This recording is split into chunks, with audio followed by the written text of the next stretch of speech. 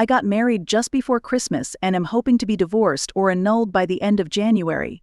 Obviously that wasn't the plan originally, but life happens. I never cared about getting married, but I wasn't opposed to it. So when my boyfriend proposed in 2020, we decided to go for it. We each took on about half the responsibility for organizing the wedding, but I think I was pretty reasonable about compromise when he really wanted something. My only hard and fast rule was that he would not rub cake in my face at the reception. Being a reasonable man who knows me well, he didn't. Instead, he grabbed me by the back of the head and shoved my head down into it. It was planned since the cake was destroyed and he had a bunch of cupcakes as backup. Evidently, I left. Next day I told him we were done. I am standing by that. The thing is that over the holidays everyone has gotten together to tell me I should give him a second chance and that I am overreacting because of my issues. I am very claustrophobic after a car accident years ago, and I absolutely panicked at being shoved into a cake and being held there. Everyone is saying that I love him even though right now I don't feel that at all, and he loves me, which means not giving up at the first hurdle. I don't want to, but everyone is so united and confident in their assurance that I am making a terrible mistake. It makes me wonder if they are right. So I decided to give myself time, till February. Everyone's sure you're making a mistake, but they're not the ones who have to wake up every day with a man whose behavior massively turns them off. So you only have to listen to yourself. I think what he did was a red flag, not respecting me and my wishes. Even if it wasn't physical aggression, the fact that your partner doesn't like something should be reason enough.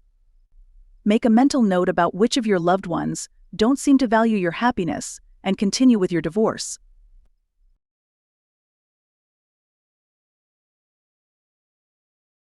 I drove over 600 miles to attend my niece's rehearsal dinner, wedding and reception.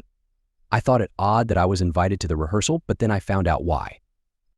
I was told by my sister, who was the mother of the bride, that somebody has to drive mom 70 miles from her place to the rehearsal and back. I ignored these warning signs. That was Friday. Now comes Saturday, the wedding day. Mom is supposed to ride with my other sister and her husband. I am driving by myself in my vehicle to the wedding, then staying at a relative's close by. Or at least I thought I was. I got a phone call that my sister and her husband, who were going to give mom a ride, had to take off early and mom didn't want to leave early. That left me to drive mom, and of course mom will only ride in her vehicle. No problem. I was assured that my sister would drive mom back. The wedding goes off without a hitch. Fantastic. 10 minutes into the reception, I order a Moscow Mule. Mom absolutely blows up and gets in my face. You will not consume any alcohol, period. You are not drinking before driving me back home. You are here for one reason and one reason only, to drive me back home. I am then confronted by the rest of my family that I should not be drinking before driving mom home. As the third song starts to play, mom announces she is ready to leave. I look at my sister and brother-in-law. They tell me they are having a good time and to just take mom home. As I am the oldest and don't really need to stay for the reception, I knew I had been played. 600 miles for this crap. At that point I did indeed leave, with no goodbyes, and not a word to my mother on the way back. Got her home, parked her car, got in my car, and left. Have not answered or returned calls from any of my family since and have no intention of doing so.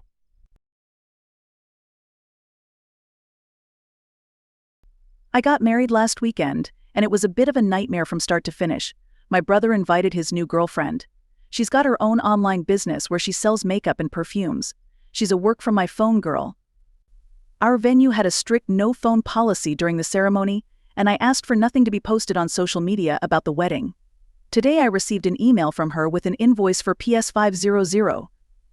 I gave her a call and said I wasn't in the mood for jokes about my wedding, trying to give her an out before she started some more drama, but she doubled down on it.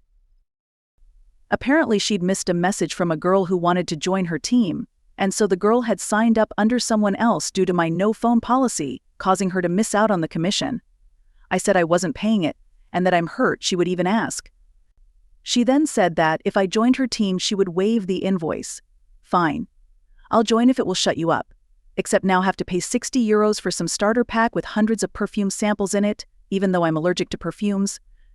She expects me to post about it all over social media, despite my desire to avoid other people right now. Turns out she would also essentially be my boss, and I don't want to work for her as I'm already in a career of my own that I'm passionate about. I just can't stop crying. My wedding was ruined. My social life has taken a hit from that drama, and now this bitch is going to cause drama between me and my brother if I don't join her shitty company. I hate how I couldn't just get married and be happy. My husband has been so supportive, but I feel so terrible that it's my side of family that caused the drama. I'm not going to join it. I just want to run away with my husband and never speak to my friends and family again.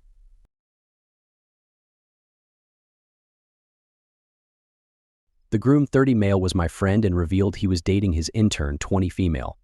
The girl's family were land-owning old aristocratic people, and she is easily the coldest, most miserable person I've ever met. She's permanently disinterested and unenthusiastic about everything. After a few months, she moves in with her boss boyfriend. She tells her incredibly pushy, stuck-up mother that she's planning the move, and the mum is all, "Oh, why bother with that silly little phase? Cut to the chase and just get married." My idiot friend thinks it's a great idea because he's basically fallen in love with their whole old money lifestyle, summer houses in the south of France, iconic family members, and generally what the whole family represents.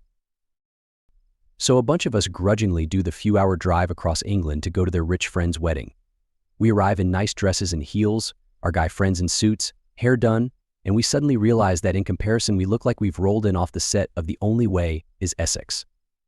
These people were so rich and posh they no longer felt the need to wear shoes to a wedding in a field.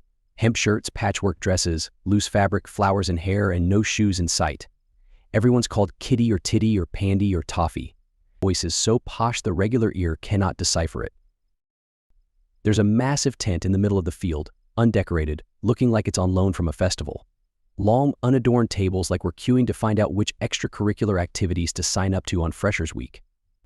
We go sit down to get this thing over with, only to find out that everyone has been separated and is being sat with complete strangers. Couples were not even allowed to sit at the same table as each other. Our friend's 8-month pregnant wife marched off to a table on her own on the other side. Her British Indian husband made to sit with an 18-year-old. Meanwhile, I get the pleasure of being sat with a 60-year-old and a 25-year-old with his arm in a cast.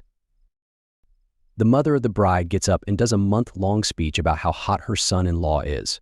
Someone brings out cake specifically for her to blow out the candles as a thank you for just existing. No, it was not her birthday.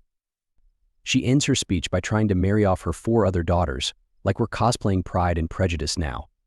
When asked if the bride would like to say something, she snorts and says she's too bored to say anything. At her own wedding, she is not wearing shoes, makeup, veil, or jewelry that suggests she does not give a shit about being there. Instead, she has spent the whole day rolling her eyes. I ask her how she's doing and she shrugs.